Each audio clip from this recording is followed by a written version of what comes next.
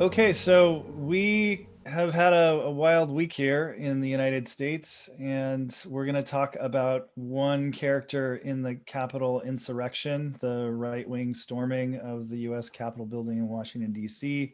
A one, Jake and Jelly. Um, yeah, he was the one with the big horns. And we broke a piece that came out the day after all of this unrest in DC. We can And call it a ham-fisted and yeah, failed coup attempt. I there you think. go. I Sure, think that's call it what it is. absolutely. And I mean, while all of that is definitely relevant to our interests and the interests of the world, one of the things that was particularly troubling that jumped out at me was that Jake Jelly has a past as a psychedelic guru, and I wish I could say that I did some like some incredible analysis that brought me to that conclusion, but honestly, I could just kind of smell it on him, and I just started googling around with his name and psychedelic, and I Yeah, I found have to his say, blog. you made me feel pretty embarrassed because that night I'd been doing the same. I was doing like three different things, and I had been typing in his name and psychedelic and mushrooms and whatever I could think of, and at the front page or whatever wasn't seeing hits. And then when you reached out the next day and we're sharing videos and the like, yeah, it was a great find. Yeah, and I can vouch that Pace was like on chat, I knew it was his first reaction, like that you Like I said, specifically. I fucking knew it, but Yeah. yeah. So yeah, the real first like clue, at least for me, was I found his blog called Starseed Academy. He had a few, just a half a dozen posts, and one of them was an impassioned, if somewhat boilerplate, defense of neo shamanism and psychedelic plant use as like the means to save the world. And yeah, that jumped out at me, both because it was something that was written by Jake and Jelly, at a time that is really continuous with his anti-Black Lives Matter organizing, his Q conspiracy theory spouting, and it seems that he was also, if we are to look at the activist career of this individual who quite literally thrust himself on the national stage, it includes psychedelic advocacy. And that's not something that we can get away from. Yeah, I mean, it's also really fascinating when you look at and disturbing when you look at that blog, and you see some of these similar, if not, well, I would say highly similar and sorry, narratives with regards to psychedelics for healing, where he makes this statement about using psychedelics in a variety of contexts, as well as using it for treating some forms of mental illness and criminal behavior, Yeah. essentially acting as a healing medicine to help heal the pain that puts people there and keeps them coming back. The plants act as an aid in correcting the criminal mentality and work to radically change the criminal's view of the world, which is what drives the criminal to commit crimes in the first place. Which, if you listen to that phrasing, it's at least to my mind, it's a really chilling sort of pathologizing of crime.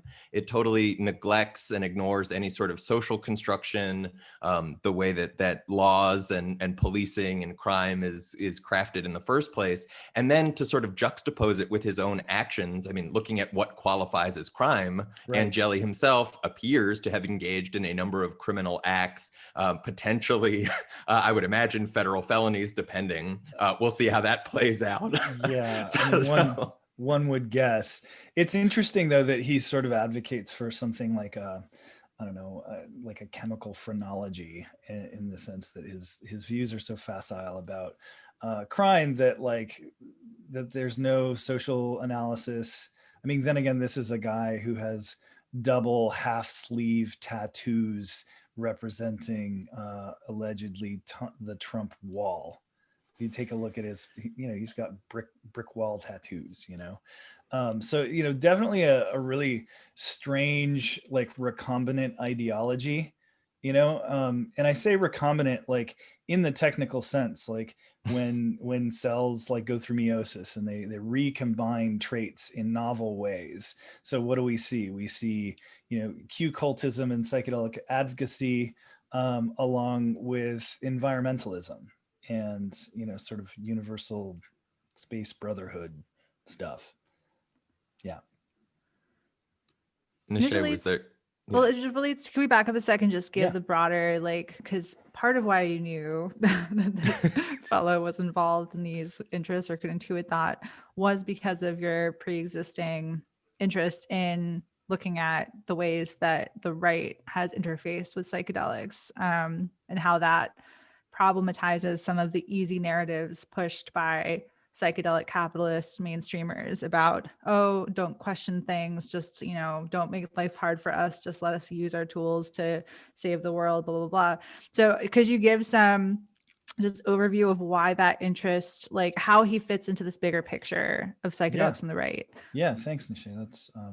That's definitely like part of the story. I mean, I've been researching like the intersection between right-wing ideologies and psychedelic advocacy, or just enthusiasm, for about 2 years now. And it started with some of these intellectual dark web characters. um, you know Jordan Peterson can speak quite um, you know eloquently, that's the word, How dare um, you? on the current research in psilocybin, on the mystical experience, and that fits into his sort of Jungian worldview. And you see that along with a number of other characters who, they're not, these aren't like Democrats. So they're definitely on the more conservative side. And then as as I explored in Lucy in the Sky with Nazis, I basically posit that, like, look, these right-wing ideologies are continuous. We can describe a spectrum that goes from sort of centrist right-leaning, including the right-leaning libertarian ideologies, all the way to hard far-right insurrectionist Nazi ideologies. And all along the spectrum, one can find examples of psychedelic enthusiasm. Now, this is somewhat incongruous with the sort of ways that psychedelia has been viewed and discussed, like, culturally, and one, I would even argue, has been sold, in the process of mainstreaming. So yeah, that's kind of like where I was coming from. Having already had an interest in this, I um, you know kept tabs. I knew who Jake Angeli was from just watching the Q kind of stuff. So I had when I saw him on the Senate floor, I knew exactly who that person was. So there's that. Yeah, and one other instance actually of like acid Nazis is also Jared Loughner, who shot Gabby Giffords too. Like Alex Zajic did an awesome piece interviewing all his friends down there and like just his mushroom use and all that too. So it's not like this is something new at all. No. This is sort of just yeah, I think this components, some of it is that it's a narrative that's been spun, but also you get the whole '60s thing, which kind of like, you know, I mean, Charles Manson was trying to start a race sure, war. sure, You know, sure. there was some research that was survey data on the process of radicalization, in terms of right-wing radicalization. That I don't think it was like I'm I think we can link to it, but it's from Bellingcat, and they do far right deep dives. They are a watchdog on that side of the ideological spectrum, and they reported that at least 4 people in their survey of people speaking about how they were radicalized said that LSD played a role in their radicalization to Nazi ideology. And I mean, you know, this is continuous with what we've seen with regard to, you know, cult usage of psychedelics, whether we're talking about, you know, LSD or MDMA. So, you know, there's concerning things out there Well, in and the that goes psychedelic back world. to psychedelics as non-specific amplifiers. Yep. It goes to questions of, you know, as you pointed out in the piece, and we've discussed here repeatedly, just because psychedelics can highlight political tensions doesn't mean that they offer a particular orientation, right? So just because you have a nature-related psychedelic experience, the questions as far as whether you go, let's say, a deep ecological route versus an eco-fascist route, Right. has a lot to do with your own life experience, the ideologies you've been exposed to.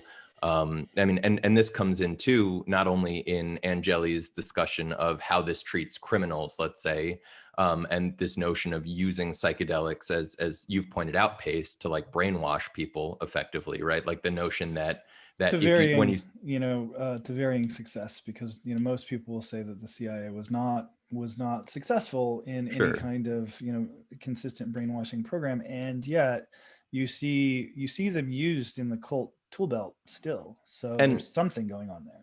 right, and to be clear, I'm not saying that this means, oh, you give someone psychedelics and you know, insert your ideas there, but rather when we talk about therapy, or as you noted in Lucy in the Sky with Nazis, and then as Dr. Noor Edin commented in her a response to early reflections on interviews with Palestinians and Israelis drinking ayahuasca together, right? She points out that the way that this research is framed, the way these discussions are framed, when you dumb down a crucial conversation and distract from the real work, that you get into psychedelic trials that, as she said, risk functioning as an exercise in psychedelic lobotomy, Mm-hmm. right? And so I think having those discussions about the ideologies that exist, especially when all of these therapists are running around saying it's not just the drugs, it's the drugs plus the therapy. I mean, Right. they're straight up telling you, right? It's not just the drugs, it's the Mm-hmm. drugs plus the framing plus the ideas. Sorry, Nishay, go ahead. Oh, no, I was just laughing. I was agreeing that it's a very reductive and simplified way of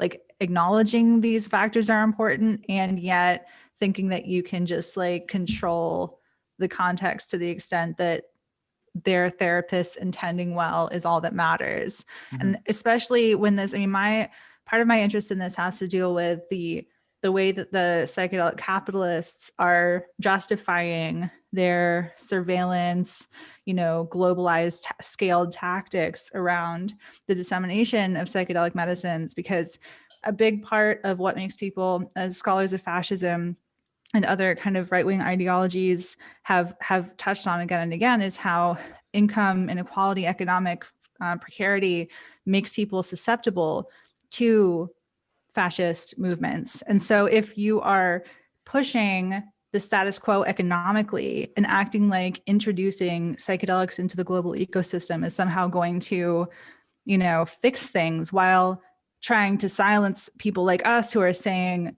but the economic problems like are foundational to people's mental health, et cetera, et cetera. And this is where we come into this tension with these other actors. And I think that these instances with Angeli, et cetera, helps to show why their kind of justification for pushing ahead at the pace, you know, the move fast and break things approach to capitalism, why that is problematic and shouldn't just be condoned or celebrated.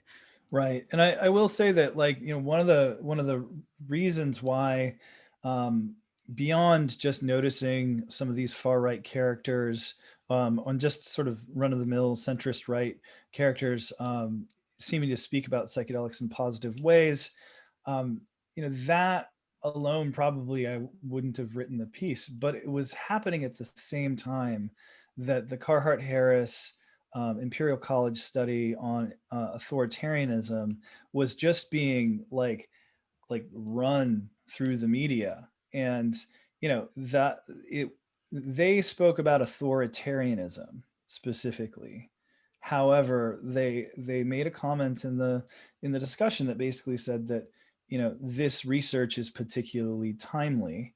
And, you know, I don't think that they were talking about far right authoritarianism. They were talking about their therapy drug combo being interesting, potentially useful for combating far right ideologies. That's I would say was the clear subtext. It's real of what funny was because being from my take on discussed. all this, it's like when you bring politics up here, it's just like politics prohibited. So I that's just really funny to me Right. that they that on the one hand it's like don't talk politics at all, and on the other hand it's like, oh, you can take this pill and for, you know, political inoculation.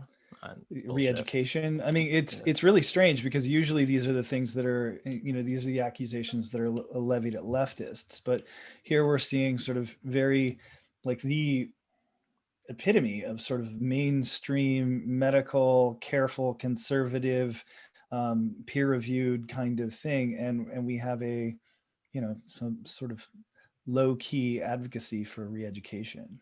Well, and I'd speculate this also ties into a point that I've brought up when we've discussed psychedelics and politics, which is that, you know, these folks don't actually have coherent socio-political frameworks that they're operating from. You know, if you stepped into a chemistry lab or a physics lab with the same with an equivalent degree of chemistry or physics knowledge, people would point out that you didn't belong there. People would point out that you weren't really equipped to have the conversations at the level that they're having them. And I don't mean this as an insult or a put down, but the fact is, like, we have repeatedly approached a number of these people, asking them to back up their arguments, asking them to cite their sources, asking them to engage in a fully fleshed out discussion and debate of ideas, and consistently across the board, they're unwilling or unable to. And I think that part of the reason why they talk about things being apolitical, and then you wind up with them talking about re-education or saying, oh, we have to keep this treating the troops, we have to keep treating the troops apolitical. There's just no consideration. They don't even recognize that as political because they're not equipped to. And I mean, and that would be sort of my only defense, you know, for this kind of behavior is, you know, the old word of wisdom: never ascribe malice to that which can be easier, you know, described as, you know, ignorance or incompetence, you know. And yet they have platforms and Yeah, they the put problem this out. is- The That problem a is that they have power, that they they feel confident in seeing us as having not enough power such that they can like easily sideline us and dismiss us and all the rest. And then they're willing to, like, you know, if you are actually that unschooled on issues around certain topics, like, you shouldn't be acting on platforms like you have all the answers around these subjects that you don't. I mean, the fact that you have these psychedelic capital adjacent scientists who are, you know, releasing these new apps and all the rest, and have zero background in surveillance capitalism and the dangers around data, like, why are you blasting this to everyone if you don't even know the harms involved? And frankly, while I have no qualms with what the hackers just did with Parler, in that they just garnered the entire, or I don't know, the entire significant quantities of. It's the entire archive covering the insurrection window. And perhaps longer, based on because there have been new people who've jumped on, or there were new people. They're describing their actions as running into a burning building and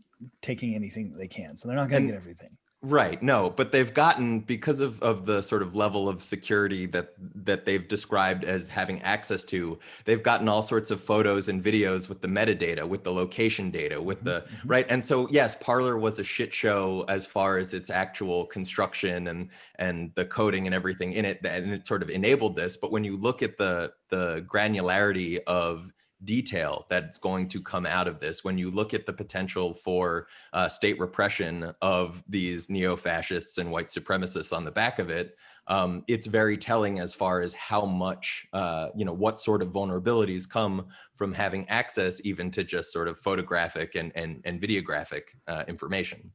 Since Parler got a mention, just quickly, I gotta say the thing. Rebecca Mercer is a co-founder of Parler, and she's also a $1 million donor to Maps too. That There you Maps go. has like extensively it's kind of celebrated and justified her association. And resisted any reasonable critique about, the responsibility that they might have to the other marginalized populations that they claim to serve. And on top of that, when they've said, when Maps adjacent folks have said, well, they need $1 million, and I proposed a fuck the fash fundraiser where I suggested Maps could put out a notice saying, look, they've offered us $1 million. We don't want to take it from them. We're doing a communal fundraising effort. We'd like to match that so we can tell them to fuck off. Mm-hmm. I had numerous graduate students reach out to me to tell me that they objected, not to the concept, but to the name. And none of them were willing to engage any further than that. Well, So- Dave, that's why hey, you're not everyone. working for their communications and you're over here at Symposia. Everyone listening, I just want to say and state unequivocally for the record, Antifa is good and cool, actually. Yeah, and anti-Antifa is just pho. So, We're not talking about the Vietnamese soup here. No.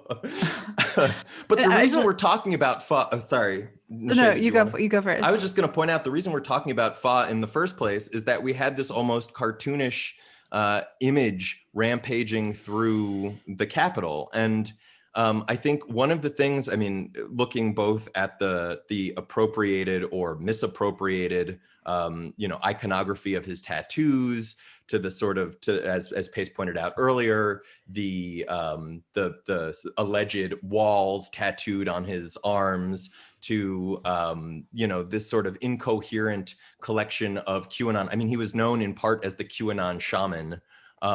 When you see this jumbled mishmash of iconography and ideologies that's serving to prop up some notion of a mythologized white past that if only we could get back to, somehow there would be some sort of improved society.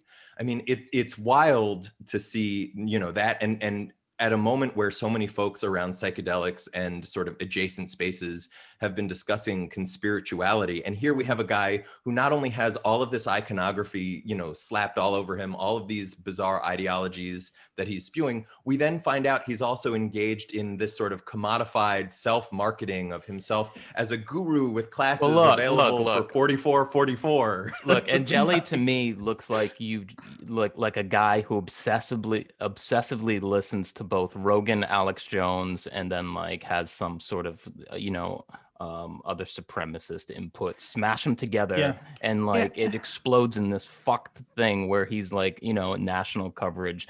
It's like, I don't know. That explains a lot to me. Nisha, you look like you want to say something. Yeah, a few things, because I had something from before, but I just want to add to this first that the IDW thing, intellectual dark web, like anti political correct kind of idea that we've been fed all of this mainstream culture and media has fed us these lies. Like for these fringe actors on the right, some of that includes that the white race is actually superior, and that because of political correctness and all of this like indoctrination, we've been forced to accept that we're not, that's not reality. But so it's like this sort of seeing through, getting red pilled, seeing through the lies, like that ends up, that motif that you see a lot in psychedelic culture of like seeing the reality that was hid when you burn away the appearances, that ends up with seeing these fascist ideologies. I just also really wanted to quickly touch on the data, something related to the data issue, in that like for people on Parler, at least those people like intentionally chose to share those pictures and whatever else. But when you're tripping, a lot of stuff that comes up, like you're not consciously deciding that you want to share this information about yourself. It's just kind of coming up. And then if you're going to be capturing all of that, there's this whole layer of, your participation and choice in that data breach, being, there's a different layer to it, you could say. Oh, the amount of bioethics that you get into just even talking about the metadata coming out of that, never mind the specifics, and then running comparative analysis on the specifics. But we got to do a surveillance capitalism episode. Yeah, no time.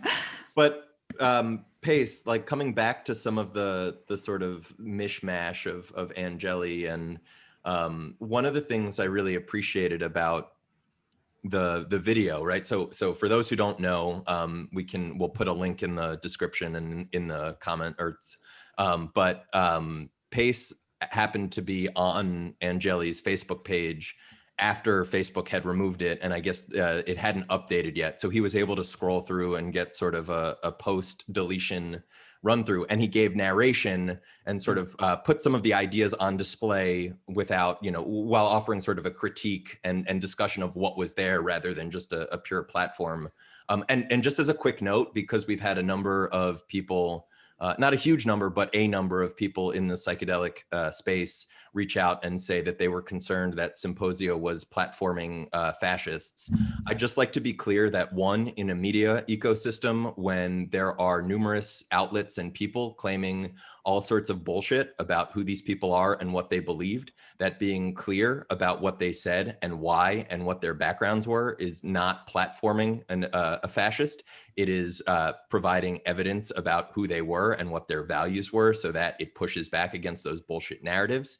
And additionally, like providing that information so that we can show, because the other critique has been, oh, you guys are making this look bad for psychedelics. Well, you can't just sweep the shit under the rug. Unless we actually confront it, acknowledge it's here, show where it's coming from, and engage in the ideological harm reduction to put that shit down, it is going to continue to be here. And that's Same- just same like, making issue. it look bad for psychedelics. Like, So what is it was that? the same issue with abusers in general Yep. in the space. Yep. You hear the same tired thing about like, oh, it's going to make people look bad, like, but it looks bad to not deal with it if you're gonna Let's like just leave it forget to someone looks else. bad. It fucking causes Yeah. harm. Like people, like whether we're talking about fascism or like therapist sexual abuse, like people die as a result. Like, sorry. Let's just say that the psychedelic community doesn't need any help looking bad. I love y'all. I love you. Just like Trump loves all of those Oh, people storming God. the Capitol. We love you. You're Just like very Ben special. Sessa. So yeah, thanks for that, Dave. I think that that's actually like really important to note is that like we take this really seriously. Everyone on this podcast is an anti-fascist. We are concerned about how continuous these far-right ideologies are and porous with other things like New Age worldviews and psychedelic advocacy.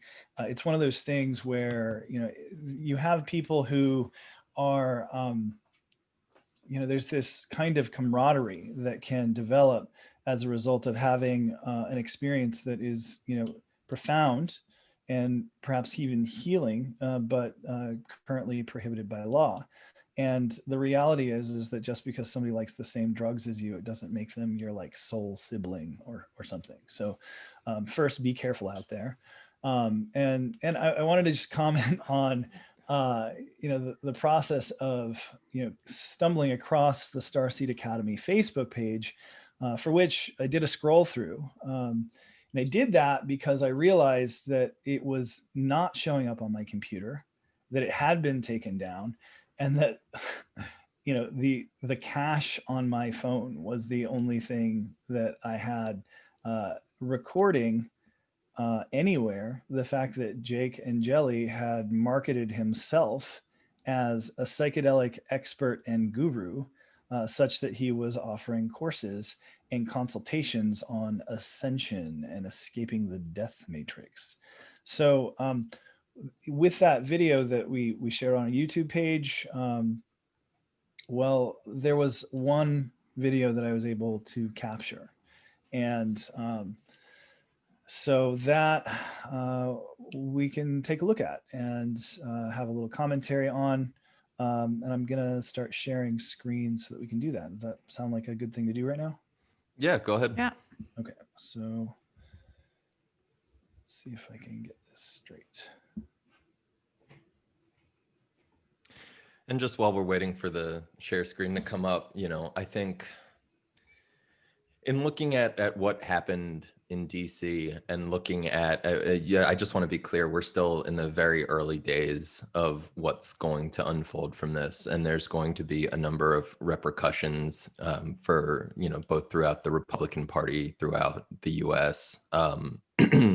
There's going to be real questions about how we engage with fascism going forward and what what tensions rise and how we address them. And I just want to point out that as people continue these narratives around civil war and insurrection and armed conflict, there's a reason why the far right pushes for that. There's a reason why we see these really stunted imaginings. I mean, if you look at, I'm drawing a blank. Pace, help me. What's the book with the Day of the Rope? The Turner Diaries. Turner Diaries. So are you all seeing this, by the way? Yes. Okay, great. Just real quick, like even in the Turner Diaries, which is presented as like a fascist fantasy, right? You still have, even in this fantasy, you have all sorts of, numerous rapes, nonstop murder. I mean, it's a fucking dystopian hellscape. And I think it's instructive that even in the fantasies of these white supremacists and fascists, the world that they imagine is a fucking dystopian hellscape. And I think the notion of painting ourselves into a corner where the only thing we can imagine is participating or accelerating or winding up in a position of civil war pulls us away from the success that the left has had as far as collective action, as far as mutual aid, as far as projects of solidarity. And I think as much as it may ultimately be unavoidable that further armed conflict takes place at various points, at various times, I think painting ourselves into that corner and accepting it as a foregone conclusion is a mistake, and that we should be putting our time and efforts into projects that can hopefully stave that off for as long as possible. And if not, or simultaneously like build our capacity and potential to, again, build the world that we want to see. Here. Here. So, without further ado, we have this material that I'm pretty sure isn't hosted anywhere else.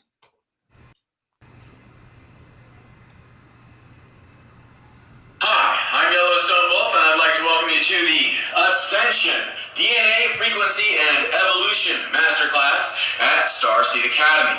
Now, for those of you who don't know exactly what Ascension is the process of evolution that goes on an individual basis as well as on a planetary scale whenever a species reaches a certain amount or a certain frequency of intelligence. Okay, I just have to stop it right here, and please feel free to chime in, and I'll stop it whenever for commentary.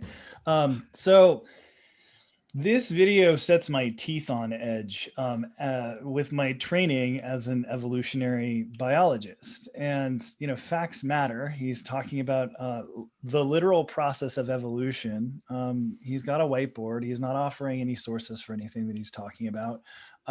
So let's just get that on the table here. But he's going to talk about some evolutionary ideas that he's got. A certain amount of intelligence or a certain frequency of vibration. Now, not a whole lot of people quite understand the implications of that and how it is that a planet can undergo the ascension process. So that's what I'm here to talk about in this series of classes. This is going to be broken down into 3 parts, okay? And we're going to lay some groundwork in this first portion of the class, and then the second one's going to get a little bit deeper, and then the... Okay. I also want to just point out like the grandiosity here about planetary ascension, something that's like super common with people who have sort of failed to integrate their their psychedelic experiences. This is somebody who's in what I've heard therapists refer to as the inflationary period.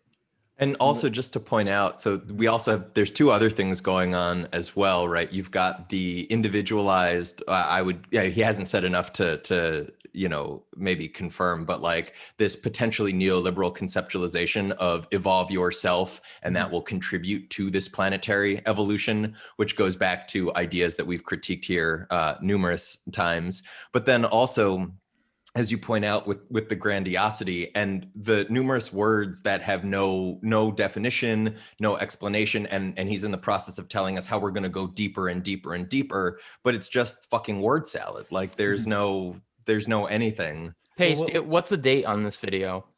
I am not sure that I have that information able to displayable. So if I find it, I will mention it later. But here's the thing: my awareness of his activities as a psychedelic advocate, they're recent. he was on it.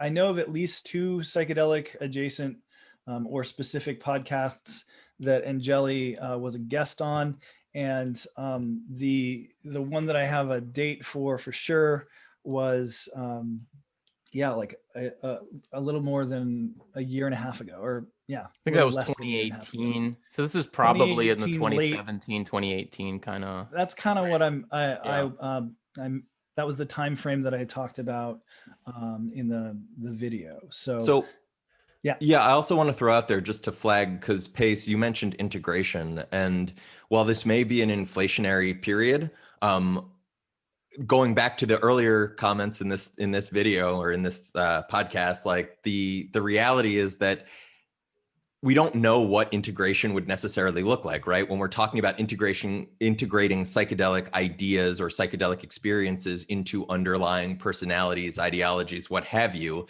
right? I've seen a number of comments on our social media pages over the last few days talking about, oh, this could all be solved through integration. But if he had a white supremacist, neo-fascist underlying ideology, integrating his inflationary period into those ideologies and worldviews is not necessarily going to address the problems that we're seeing. Listen, where we're at right now, with the rapid mainstreaming of psychedelics and what the mainstream currently looks like in a post-Trumpism world, it may be possible to receive integration from a fascist adjacent integration therapist. So yeah, thank you for that insight. Let's get back to the video here. The third one, that's when we're going to talk about planetary ascension and the idea of a solar system ascending as a whole. So to begin this class, let's start with the idea that DNA sends and receives, and therefore it also stores light and information. DNA doesn't store light, just so we're clear. It's all light though, bro. Something? Yeah. All right, let's get back to it. Now, it's able to do this through the activated antenna on the DNA. The antenna on our DNA is activated based on emotions and thoughts. Let's also be clear, there are no antenna on DNA. DNA is made of nitrogen, carbon, hydrogen, and phosphorus. Okay? Can we also just stress for anybody who's not, immersed in woo circles, that these are not ideas that he's come up with. Like, these are ideas that circulate in like new age communities. This sounds like a class being offered if I went down to Lake Atitlan in Guatemala. There'd be like a little hut set up with this guy like selling shit down there. To festivals where these fucking talks are going on, right? Like I have like I've sat adjacent I'm not to a the festival stage. goer, so that was the closest thing I could come up with. Yeah, but that's the thing. This stuff runs rampant through the space, and then people are like, "Gee, like, where's it coming from?" Right. Sorry. Okay. No, I agree. I second that, Dave. So. Now, if you haven't seen my previous classes at Starseed Academy, whether it be, how to free your mind, or the series of classes that are expanding consciousness, or the series of classes of enhancing intelligence and ESP, I highly recommend you look into those. Of course, he highly recommends you look into those.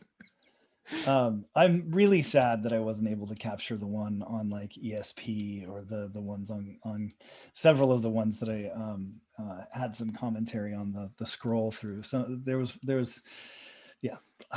particularly the one where he opines about politics. But this is what we. Hey, I mean, it's great. It's great that this even exists. Well, and at the same, I will say it sucks that this exists in the first place. I'm glad you captured it.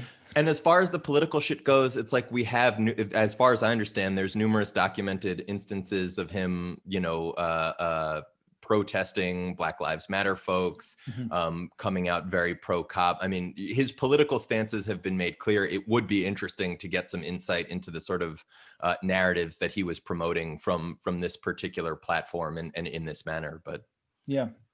It's clear that he's, fascinated with the occult, but even the historical actual Nazis were fascinated with the occult. So none of that is incongruous.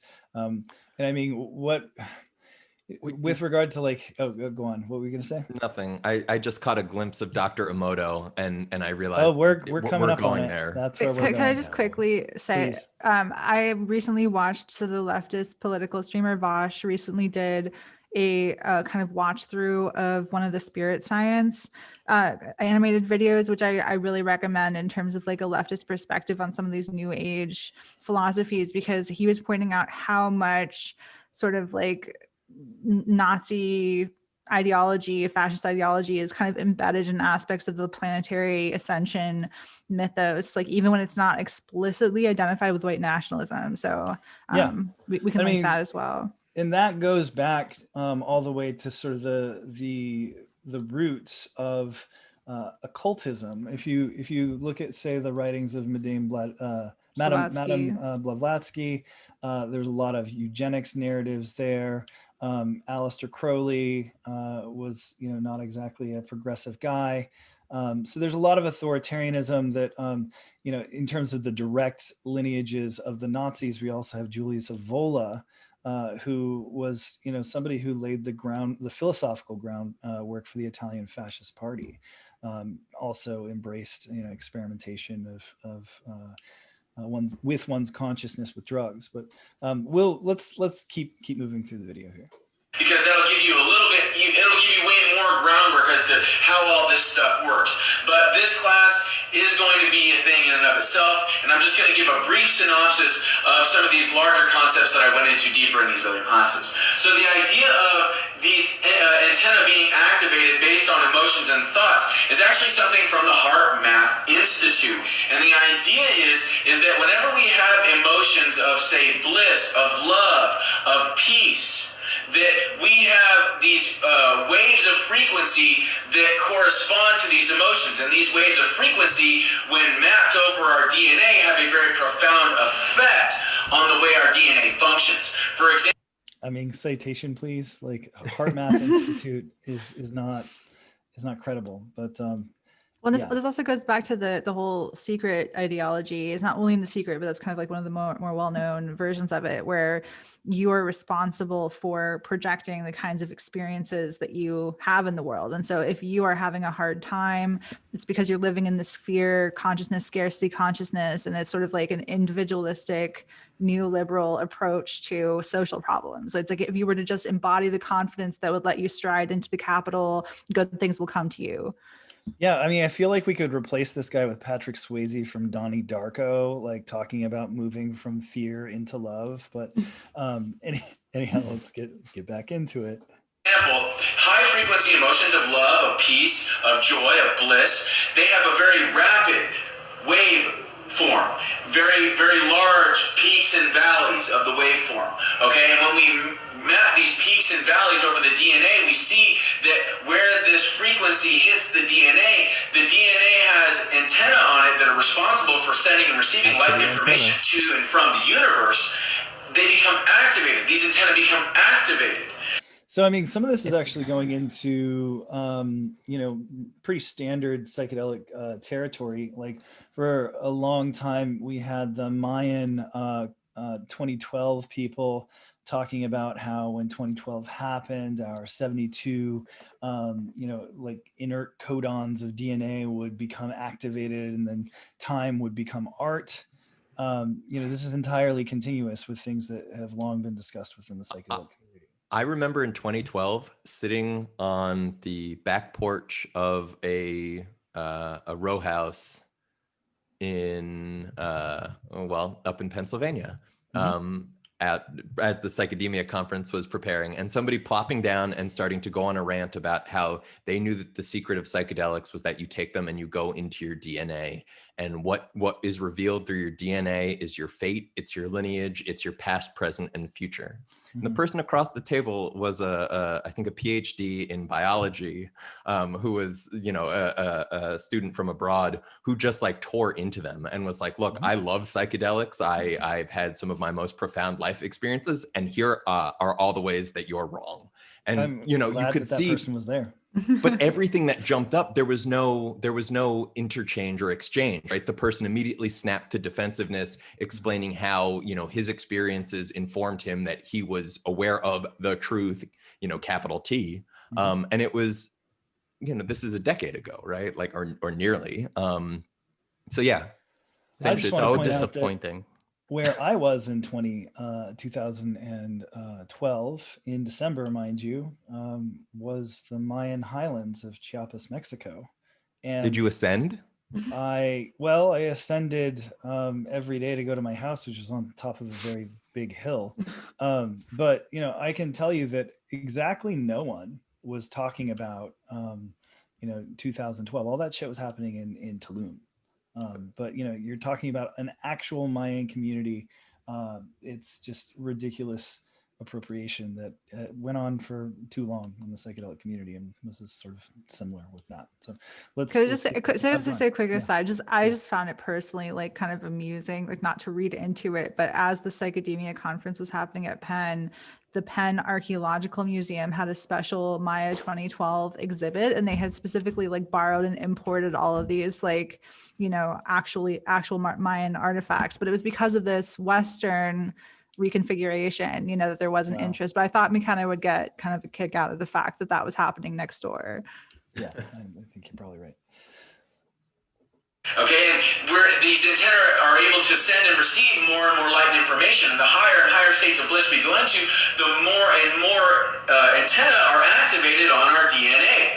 Now, that also means that when we have low frequency emotions that are very shallow and broad in their waveform, there's far less of these antennae that are activated in our DNA. Now, the emotions that are corresponding to these low frequencies of emotion and thought form, these are things like depression, anxiety, and fear. So whenever we're having these low frequencies of emotion like anxiety, depression, and fear, we are literally activating far less antenna on our DNA that are responsible for sending and receiving light and information to the universe. This is like spiritual bypassing 101. Yep.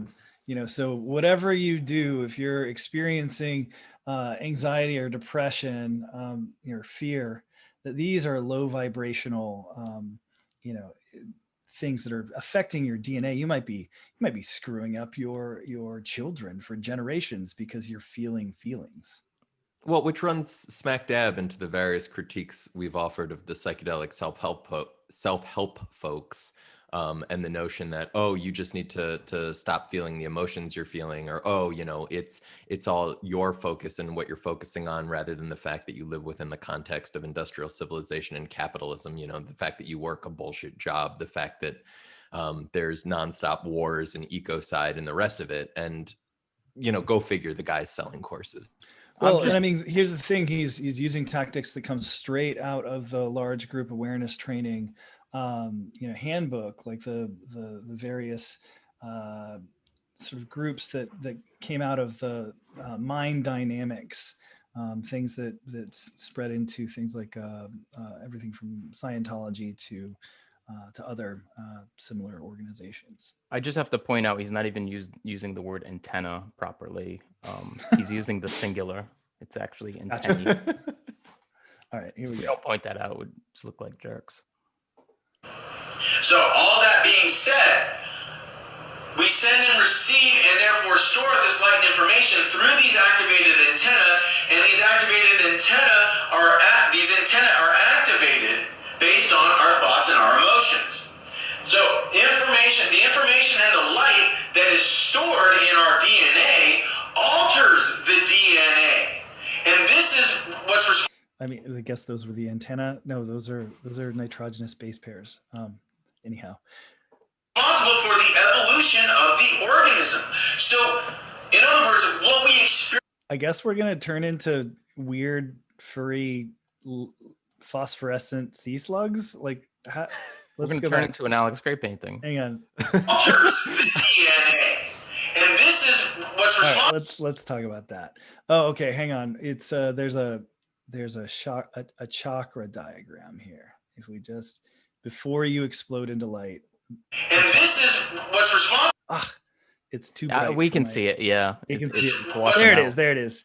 So yeah, so we're moving into sort of Hinduism, Tantra stuff, and this is somehow related to our DNA. Yeah. Responsible for the evolution of the organism. So, in other words, what we experience in our day-to-day life, whether that be through external stimuli or through internal stimuli like thoughts and emotions, that changes our DNA. Because the information of that experience that we had in reality, whether that be a thought, emotion, or an external stimuli felt by the senses or perceived by the senses, that alters the DNA because that information is stored in the DNA as light and information, and it changes the DNA The information is stored in the DNA as light and information. Yeah, so cool. let's talk about that. He's talking about something that is effectively a bastardization of Lamarckian theory, which was something that was prior to Darwinianism, and the classic example was that there was a beast that was the ancestor of the giraffe, and it would spend its life reaching for leaves on tall trees, and throughout its life it may have stretched its neck a little bit, and so therefore its progeny would have longer necks. This is essentially what he's describing. There is evidence of experiential environmental alterations on one's DNA that can be heritable through the silencing of certain genes through DNA methylation. But again, this is a chemical process. It's in the world of epigenetics. None of this has anything to do with light, although yes, it does have something to do with information. This is pseudoscience. That new light, that new information, and that new information storage. Okay, so with that being understood, then it's very important to understand that light and information is what's altering our DNA, and that's how we evolve as creatures, not just as humans, but everything, whether that be plants, animals, fungi, insects. Okay, all of its DNA is altered in one way or another. I just gotta say that there is there's a lot of definitions of fascism, but I think the ones that are most historically and contemporary in their accuracy note the anti-intellectualism of fascism, because you can't let things like facts getting in the way of your simple to transform into propaganda narratives about, say, white skin being equated to nation, and following a leader even though they contradict themselves in their previous statements. So for those watching who are like, well, this isn't, this is just woo, it's harmless. Well, we already know that this person was at the vanguard of a violent insurrection, a coup attempt that left 5 people and counting dead, and laid the groundwork likely for future violence. So anti-intellectualism, wherever we find it, is something that we should be skeptical of. By the environment and environmental pressures, or by thoughts and emotions. Okay? Now we have to get into the idea of Dr. Emoto's work in Japan. Over and over and over. Dr. Emoto's water experiment has been debunked time and time and time again, and it keeps coming up. Tell us about it. Tell us how you really feel, Dave. No, I encountered Dr. Emoto's water experiment as a young person whose parents took him to see What the Bleep Do We Know? And I remember being like really fascinated. And it's like what they talked to different water. They exposed different samples of water to different emotional states, and the water supposedly formed like different structures. I don't remember if they were actually crystalline or whatever, but happy water is different than angry water. Well, it's angry because you're yelling at it. Yeah, well, that's why you need to adjust your vibrations. Now cymatics, on the other hand, cymatics, if you've ever seen somebody put some sand on a speaker and like resonate it at particular frequencies, that shit is dope. This shit is pseudoscience. But it's been debunked over and over and over again. And like, I part of the reason that, and sorry, I'm finding it hard to speak because this has literally been one of the things that has pervaded the psychedelic space for the entirety of my participation in it. Yep. And the fact that it is one, so frequently debunked, and two, like still around, it's just mind boggling. And I think it goes back to that anti-intellectualism. Like, it doesn't take a whole lot of effort to actually do some digging and realize that there's no there. And yet people still propagate it, I imagine, because it says the things that they want to hear and because they find it inspiring or refreshing or reassuring. And yet, like, it's a simplified explanation of the world that we live in that doesn't actually have a basis in reality.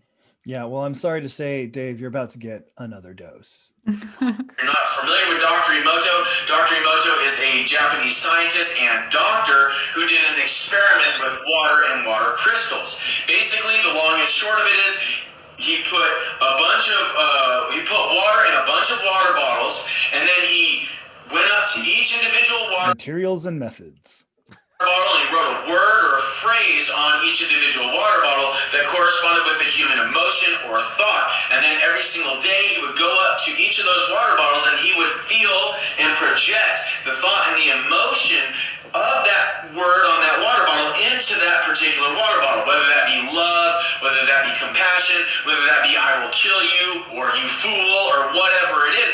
He experimented using positive emotions and thoughts and negative emotions and thoughts, and then he took a drop from each water bottle and he froze it on like a petri dish basically, and he put it under the microscope.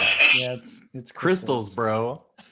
Yeah, I mean, I like crystals, but they are an extractive product, and yeah, here we go. You fool. Saw that his thoughts and his emotions affected the molecular. Actually, you know, I gotta say, I don't think Jake and Jelly comments on this, but like right in the right hand lower corner, we have polluted water before prayer and polluted water after prayer, and I got to take some serious issue with this. I mean, first time out of the country that I ever went anywhere, I went to India when I was about 22, and I visited Bhopal. And Bhopal is where Union Carbide had a runaway chemical reaction that exploded, and a dense cloud of methyl isocyanate descended on a city of 8 million people and contaminated their groundwater. This was in 1984. And to this day, they have their drinking water brought in on trucks. Now, India is a very pious place. If prayer could purify water, it would have happened there. And I find this troubling. Because they're not praying to a Christian God. They just need to pray to the right God in order to pray away the fallout of industrial civilization. Gosh, Yeah. Duh. The structure of the water profoundly. Okay? So Dr. Emoto's work with water and thoughts and emotions, or basically the human bioelectromagnetic field, is proof that our vibe, our emotions, our thoughts have a very profound effect, not just on water, not just on the environment, but also on our DNA. Okay? So taking the idea that our thoughts and our emotions are activating the DNA, and the information that is stored based on the activated DNA is what creates for an altering in our DNA, which is what creates for the evolution of the organism. So our DNA being altered due to our thoughts and emotions and external stimuli is what creates the evolution of the organism. And That's not what creates the evolution of the organism. Are you sure about that? Are you a doctor? Because the doctor guy was a doctor. The one thing I'm a doctor in is some form of evolutionary biology, and this I have a headache. if you compile Dr. Emoto's discovery of the way that our thoughts and our emotions are essentially the human bioelectromagnetic field, how that affects the molecular structure of water, and then you take into account the idea that the human body is made of.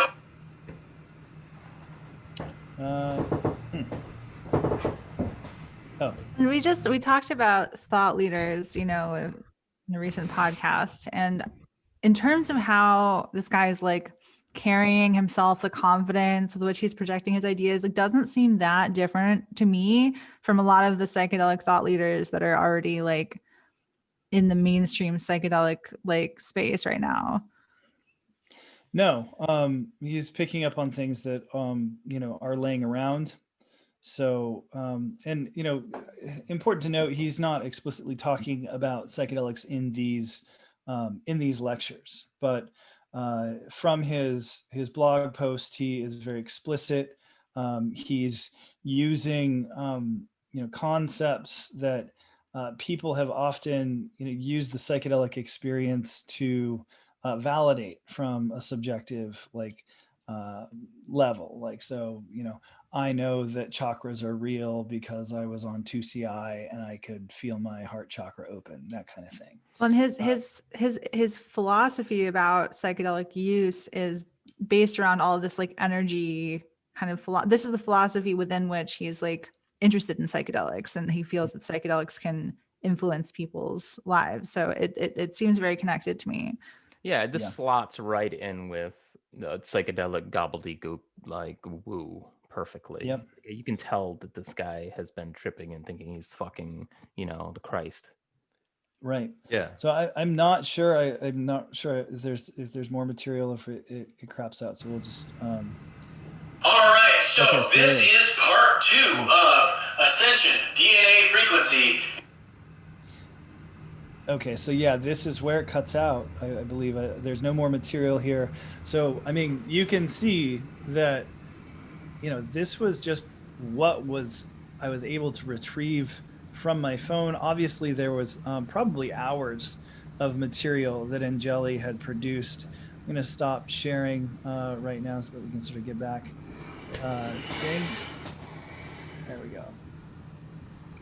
And yeah, I just thought that it was particularly relevant. I mean, that we were talking about one individual who, chose to, be in the vanguard, the forefront of an attempt to not just overthrow the government. I mean, because the reality is that to overthrow, they got no operational buildings. Like the U.S. Capitol building is just a building.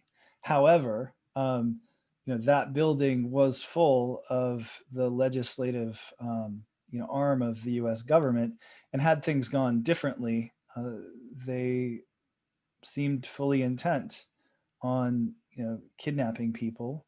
Oh, they would have killed executing people. They would have executed a lot of them. Yeah, absolutely. Without like meat shields there, absolutely, they would have. They would have massacred. They would have hanged Pence. Absolutely. Yep.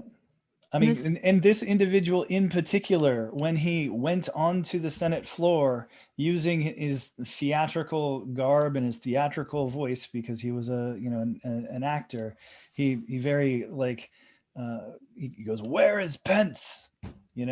What do you want Pence He's like for, a huh?" fucking Visigoth sacking Rome. Right. But it's not even just that he's an actor, it's that he's LARPing, play acting this, with all this inflationary stuff about how he's, saving the world and at this vanguard, like all of that, even if it's coming out with a sort of acting flourish, like that seems to be very authentic, like that sense of being at the forefront of all of this, like, being aligned with a higher purpose and all the rest.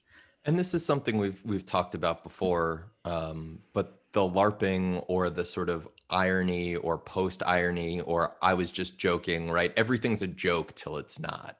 Everything's a LARP till it's not. And it's like the same people who say, oh, you guys are bending, twisting this out of shape. You're getting too worked up about it. The same people who are making comments that minimize it in the wake of this unsuccessful ham-fisted coup attempt are the same people that, had it been successful, would be happily going along with God knows whatever, could have possibly been enacted. And the Yeah, go fascist ahead. creep has been dismissed for decades at this point. And at this point, anybody who was raising concerns about whether or not it could happen here, it happened here. We're there now. You're still Yeah, and going. we've gotten a bunch of pushback in psychedelic spaces for, raising alarm around this early on, being told Yeah. that our concerns were unwarranted, being told that it was alarmist or just out in left field. And I think we've gotten considerable evidence that that's just not the case. Well, maybe this will put that bullshit to rest. I know it won't, but maybe for, temporarily, I think for a bunch of temporarily, people, I think it will. Like, yes, there are acid Nazis out there. It's like a real thing. It's a big thing, actually. we actually have quite a bit more on that we'll be diving into in the coming weeks and months.